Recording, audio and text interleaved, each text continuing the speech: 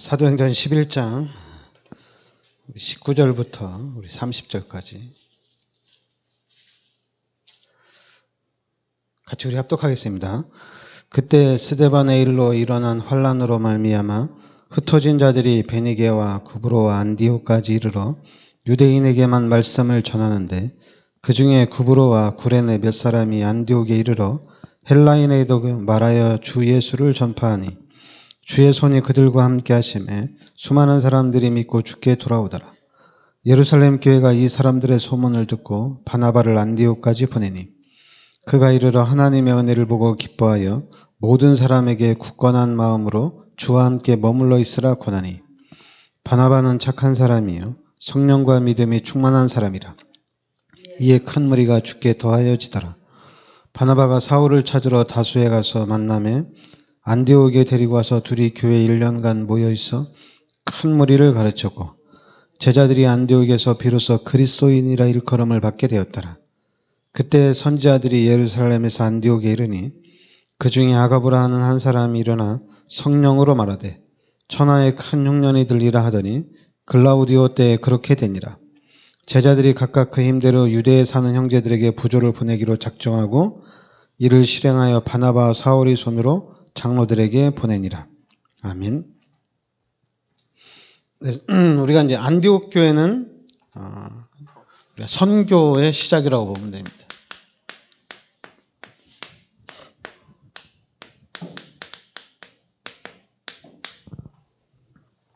우리 초대교회 마가다락방에서 시작된 복음운동이 이 초대교회가 엄청난 핍박을 통해서 거의 완전히 무너졌거든요. 그런데 그 환란을 통해서 그러니까 이제 스데반의 환란으로 인해서 그러니까 스데반의 환란으로 인해서 당연히 이제 제자들이 흩어진 거죠. 그래서 이제 그 흩어진 제자들이 안디옥에 다시 이렇게 모인 겁니다. 흩어진 제자들이 안디옥에 모였는데 그래서 이제 다시 이 말씀 운동을 시작하기 시작한 거죠. 그러니까 21절에 주의 손이 그들과 함께 하시며 수많은 사람들이 믿고 주께 돌아오더라. 그런데 23절에는 그가 이르러 하나님의 은혜를 보고 기뻐하여 그러니까 하나님의 은혜를 보고 기뻐하여 모든 사람에게 굳건한 마음으로 주와 함께 머물러 있으라 권하니. 그러니까 이 흩어진 자들이 다시 모였는데 주의 손이 그들과 함께하고 하나님의 은혜가 보였다 이렇게 얘기합니다. 근데 이제 그 중에 24절에 보면 바나바는 착한 사람이여 성령과 믿음이 충만한 사람이라. 그러니까 이에 큰 무리가 주께 더하여지더라. 근데 이 바나바가 사울을 찾으러 다수에 가서 만남에 안디옥에 데리고 와서 둘이 교회 1년간 모여있어 큰 무리를 가르쳤고 제자들이 안디옥에서 비로소 그리스도인이라 일컬음을 받게 되었더라. 그러니까 이제 이 바나바가 사울을 찾아왔죠. 사울은 이제 바울을 얘기하는 겁니다. 바울을 얘기하는 건데 이 바울을 찾아갔죠. 그래서 바울을 찾아가서 이 바울을 데리고 와서 이 바울에게 한 1년 동안 복음에 대해서 집중적으로 양육을 한 겁니다. 근데 이 바울이 종교 생활이었죠. 그러니까 종교 생활이었기 때문에 스데반이 돌에 맞아 죽을 때도 같이 옆에서 돌을 던진 사람이고, 그리고 또 이제 이 당시에 이제 예수가 그리스도라고 믿는 사람들을 핍박하는 자였죠. 왜냐하면 바울이 볼 때는 예수가 그리스도가 아니었거든요. 그런데 예수가 그리스도가 아닌데 예수는 그리스도가 아니고 예수는 그냥 일반 사람이고 실패자인데 자꾸만 그 당시에 마가다락방에 있던 사람들이 예수가 그리스도라고 하니까 바울은 이 사람들을 이단의 괴수로 생각한 거예요.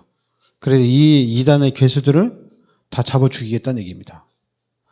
그러니까 한마디 바울이 볼 때는 여기 이제 여주에도 다른 종교가 있고 한국에도 다른 종교가 있는데 자기가 하나님이라는 거잖아요. 그러니까 바울이 볼 때는 저 미친 사람들이에요. 그냥 안 두겠다는 얘기다. 다 잡아서 감옥에 쳐넣겠다는 얘기예요. 그런 사명감을 가지고 바울이 이 당시에 예수가 그리스도라고 믿는 이 사람들을 잡으러 가다가 바로 다메섹에서 바울이 예수님을 만난 거예요. 그러니까 이제 이 바울이 예수님 보고 당신이 누구냐 이렇게 물은 거죠. 그러니까 나는 네가 핍박하는 예수다 이렇게 얘기합니다. 그래서 바울이 거기서 예수가 그리스도인 것을 깨달은 거죠. 그러니까 이제 바울이 예수가 그리스도인 것을 알고 제자들한테 같이 가서 복음을 전하려고 하고 같이 이 말씀 운동을 펼치려고 하는데 제자들은 믿을 수가 없는 거야.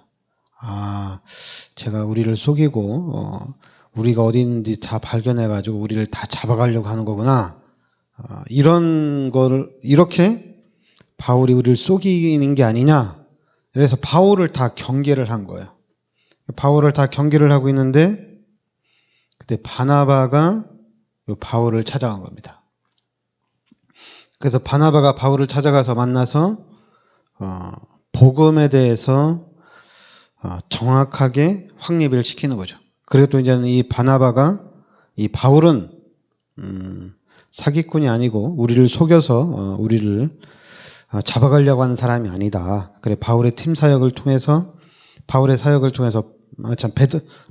사역을 통해서 바울이 안디옥 교회 선교하는데 크게 쓰임 받고 이때부터 이제 바울이 로마 복음화할 수 있는 제자를 이렇게 세우는 그런 역사가 나타난 겁니다. 그러니까 안디옥 교회를 통해서 그리고 또 이제 그 27절부터 30절에 오면 그러니까 예루살렘에 엄청난 핍박이 있었으니까 그러니까 예루살렘도 많이 힘들었겠죠.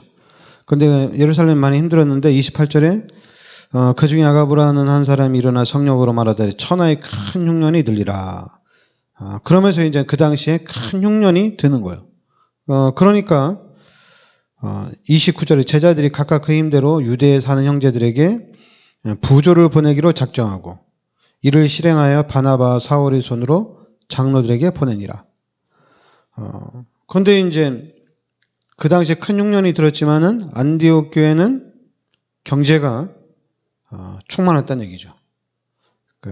예루살렘 교회에 부조를 보낼 정도로 예루살렘께 선교헌금을 보낼 정도로 경제가 풍부했다는 얘기입니다.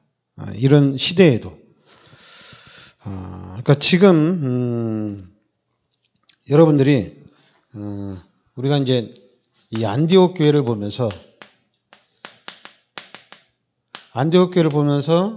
이 안디옥 교회는 환란을 통해서 세워진 교회입니다. 환란 이후에 이 환란을 통해서 세워진 교회가 안디옥 교회입니다. 이 환란을 통해서 우리가 많이 얘기하는 흩어진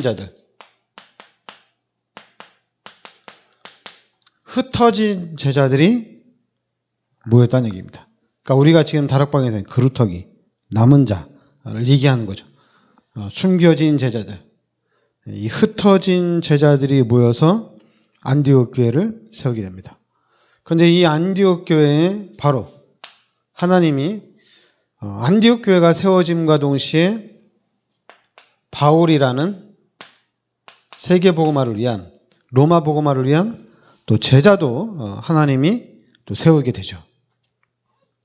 그러니까 바울이라는 제자를 세우는데 근데 이 안디옥 교회에 주의 손이 함께하고 하나님의 은혜가 보였다는 얘기입니다. 그러면서 이 안디옥 교회 이 어려운 시기에 경제가 회복이 됐다는 얘기입니다. 그러니까 지금 여러분과 제가 일단 환란을 통해서 당연히 이제 예루살렘에 있던 사람들은 그 환란을 통해서 좀 낙심하고 힘들어할 수도 있는데, 근데 하나님이 볼 때는 그 환란이 더 큰 문을 여는 전환점이 됐다는 얘기입니다. 더 큰 축복을 문을 여는 하나님의 계획이었다는 얘기죠. 단순히 이제 우리가 환란이나 문제가 왔을 때 이것도 하나님의 계획이다, 이것도 하나님의 뜻이다, 여기에 하나님의 큰 뜻이 있지 않겠냐. 근데 단순하게 얘기하는 것보다는 여러분 이 당시에 이 환란은 스데반이 돌에 맞아 죽기까지 한 그런 환란입니다. 그리고 예루살렘 교회가 돌 위에 돌 하나도 남지 않고 완전히 무너진 시대입니다. 엄청난 핍박과 환란이 있던 시대예요. 그래서 이제 예루살렘에 있는 제자들이 예루살렘에 모였던 사람들이 전 지역으로 다른 지역으로 다 도망을 간 거죠. 근데 그 도망 다니던 사람들이 이 안디옥에서 다시 모인 겁니다. 근데 그 시점에 하나님이 또 바울을 세우셨고, 그래서 하나님이 이 안디옥 교회를 통해서 이제 본격적으로 선교를 시작하게 됩니다. 선교가 여기서부터 시작이 되는 거예요. 그러니까 예루살렘 교회는 선교를 하지 않았다고 보면 돼요. 초대교회는 선교를 안 했다고 보면 돼요. 뭐 개인적으로 빌립처럼 사마리아 가서 복음을 전한 그런 개인적인 사역은 있었지만은 교회적으로는 선교를 안 했다는 얘기입니다. 그런데 이제 안디옥 교회는 교회적으로 본격적으로 선교를 시작한 겁니다. 그래서 이제 그러니까 사도행전 13장에 보면 안디옥 교회 선지자들과 교사들이 있으니 곧 바나바와 니게르라는 시몬과 구레네 사람 루기오와 분봉왕 헤로스의 젖동생 마네안과 및 사울이라. 그러니까 주를 섬겨 금식할 때 성령이 이르시되 내가 불러 시키는 일을 위하여 바나바와 사울을 따로 세우라 하시니 이에 금식하며 기도하고 두 사람에게 안수하여 보내니라. 그러니까 두 사람이 성령의 보내심을 받아 실루기아에 내려가 거기서 배 타고 구브로에 가서 그러니까 지금 이 안디옥 교회가 이제 바울과 이 바나바를 선교사로 파송하는 겁니다.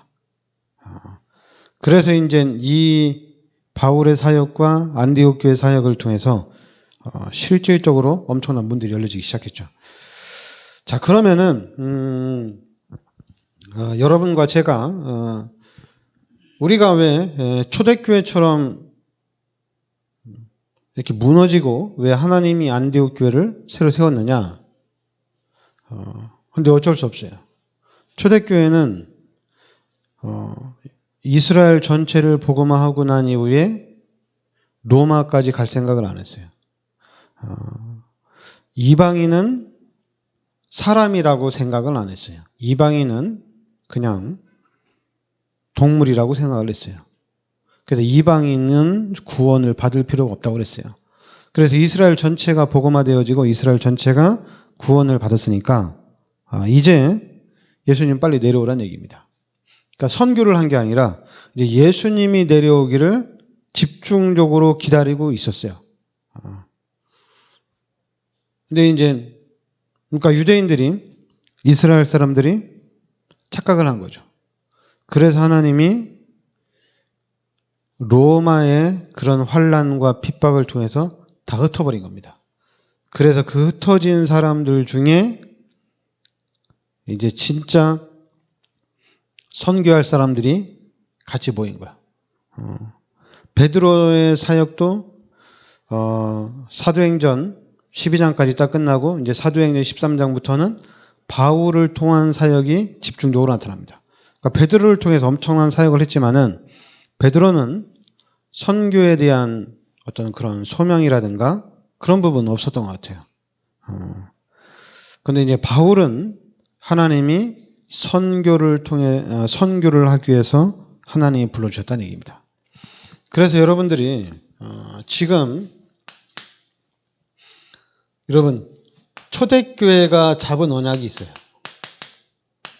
초대교회가 잡은 언약이 뭐냐면 그게 바로 갈보리산의 언약입니다. 요한복음 19장 30절에 예수님이 십자가에서 다 이루었다는 얘기입니다.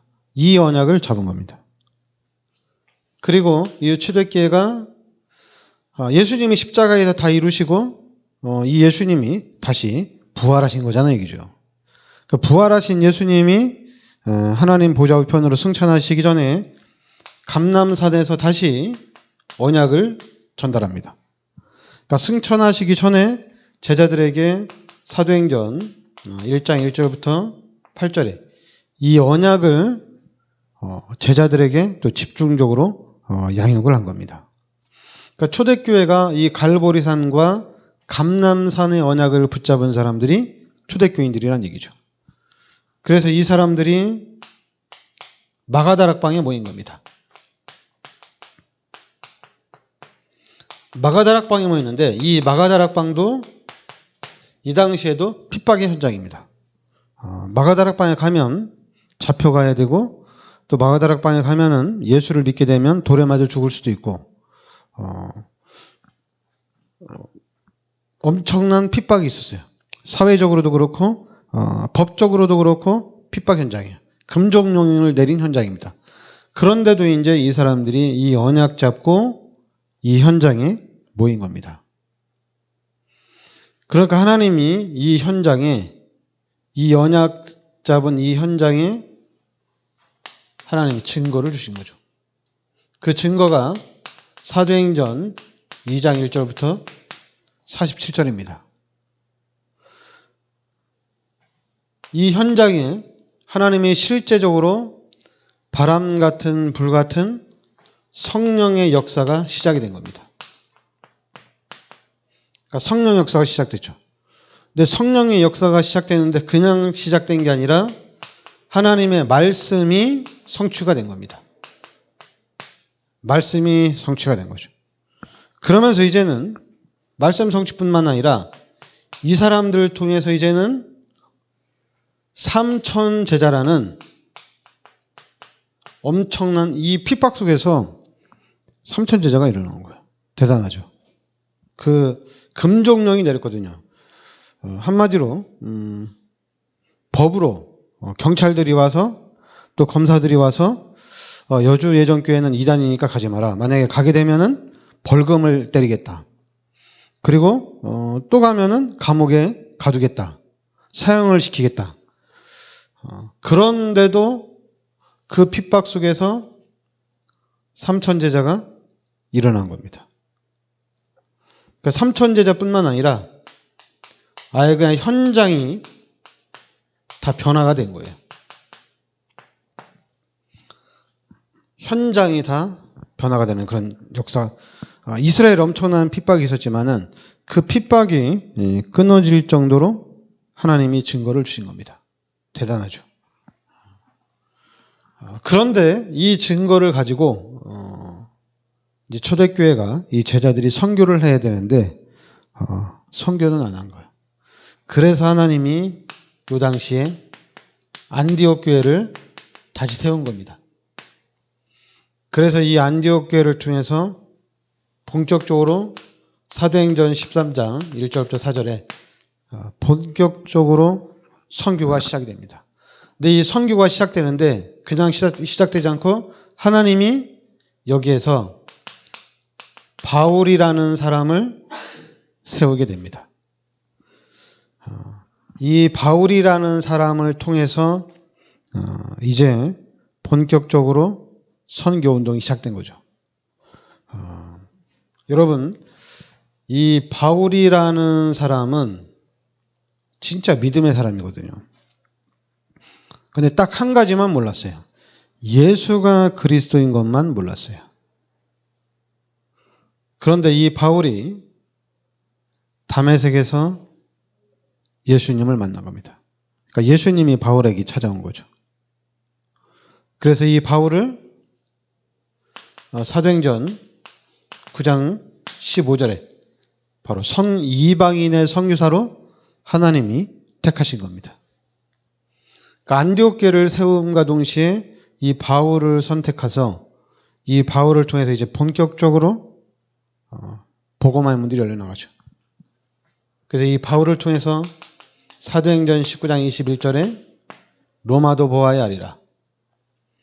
그리고 사도행전 23장 11절에 로마에서도 증거해야 하라는 얘기입니다. 그러면 사도행전 27장 24절에 가이사 앞에 서야 하리라.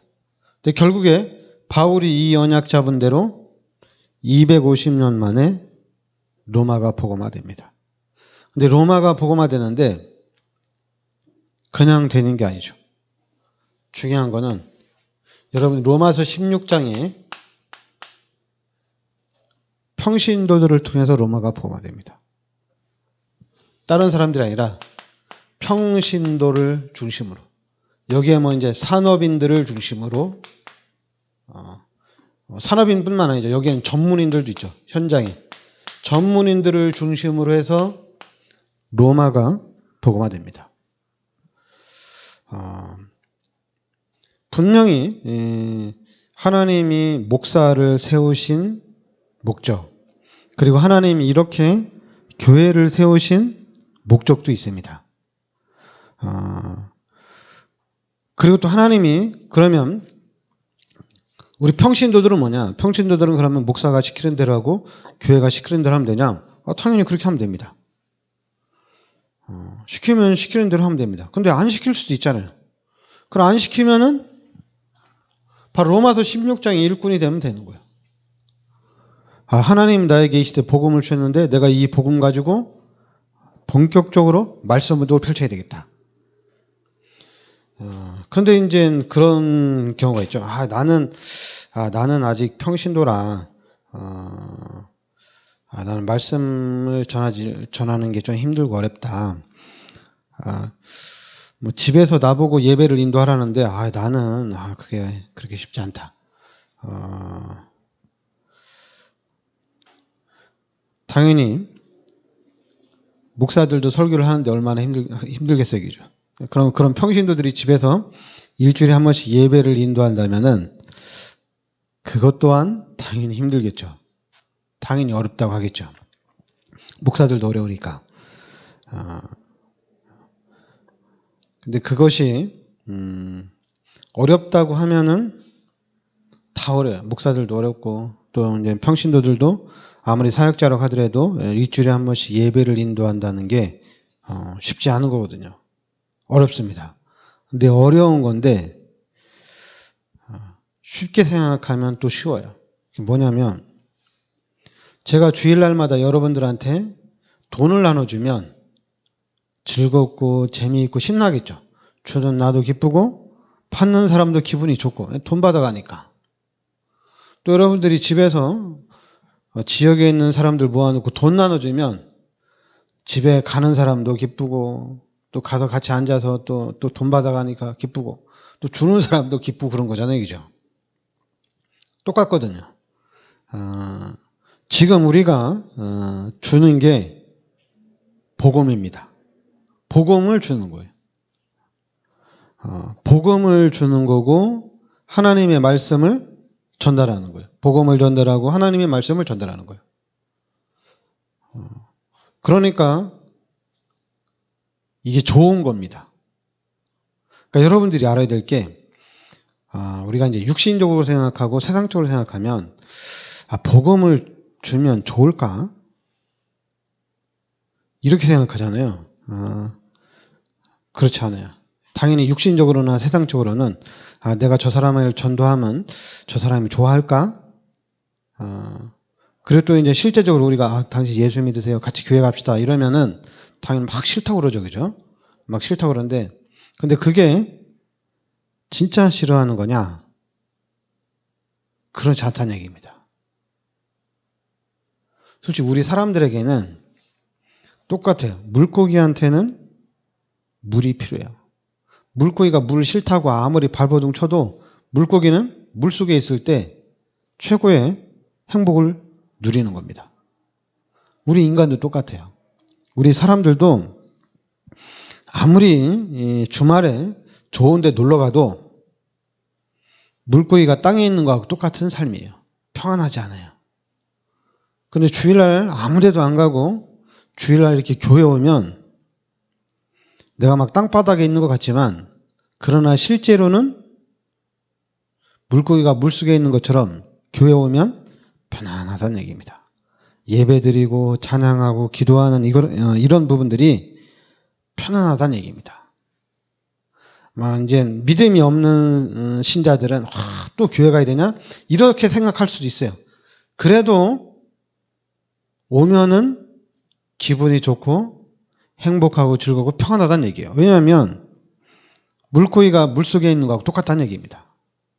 우리는 하나님의 말씀을 듣고 또 우리가 하나님께 기도하고 찬양하고 예배하는 이런 교회의 모임이 힘들고 어렵다고 생각하지만은 그래도 오는 것이 진짜로 우리에게 축복이란 얘기입니다.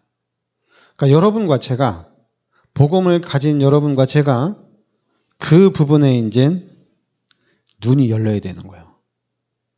그래야지 교회 막 싫다고 안 나간다는데 왜 자꾸 가자고 하냐고 질린다고 이런 사람에도 꿋꿋하게 기분 좋게 행복하게 얘기할 수 있는 거야. 아니야 교회 가자. 너 이번 주일날 야 놀러 가면 뭐 재밌냐? 너랑 같이 교회 가서 예배 드리자. 너 예배 드리면 100% 네가 더 행복할 거다. 그게 맞는 말이거든요.